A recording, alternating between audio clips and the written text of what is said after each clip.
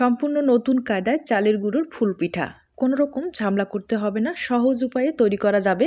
আর এই ফুল পিঠাটা আপনারা পুরো বছর সংরক্ষণ করে খেতে পারবেন। প্রথমেই চালের গুঁড়ো লাগবে। চালের গুঁড়ো প্রায় 100 গ্রাম ব্যবহার করলাম, স্বাদ মতো লবণ।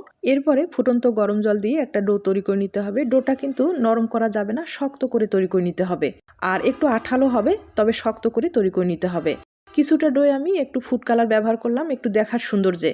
ফুড কালারটা না হলে দেখতে কিন্তু ভালো লাগবে না। যদি আপনারা চান ফুড কালারটা স্কিপ করতে পারেন। এরপরে হাতের সাহায্যে ছোট ছোট করে বল তৈরি করে নিলাম।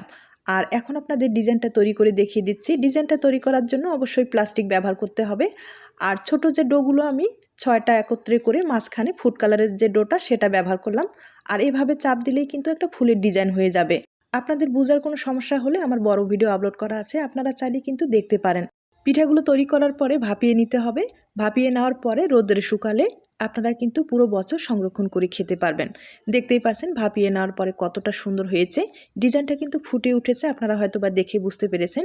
আপনাদের যদি পছন্দ হয়ে থাকে কম সময়ে ঝামেলা ছাড়া কিন্তু এই পিঠাটা তৈরি করে রেখে দিতে পারেন। আর যখন খেতে ইচ্ছে করবে তখন শুধু ভেজে আপনারা খেতে পারেন।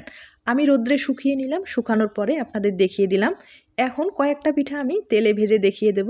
এই পিঠাগুলো যখন তেলে দেওয়া হবে, তেলে দেওয়ার সাথে কিন্তু ফুলে উঠবে, দেখতে ভীষণ সুন্দর হয়, খেতেও কিন্তু দুর্দান্ত স্বাদ। ভেজে নেওয়ার পরে কিছুটা পরিমাণে আমি গুড়ের শিরা ব্যবহার করলাম। এভাবে একবার খেয়ে দেখবেন, যদি পছন্দ হয় রেসিপিটি ট্রাই করে দেখতে পারেন।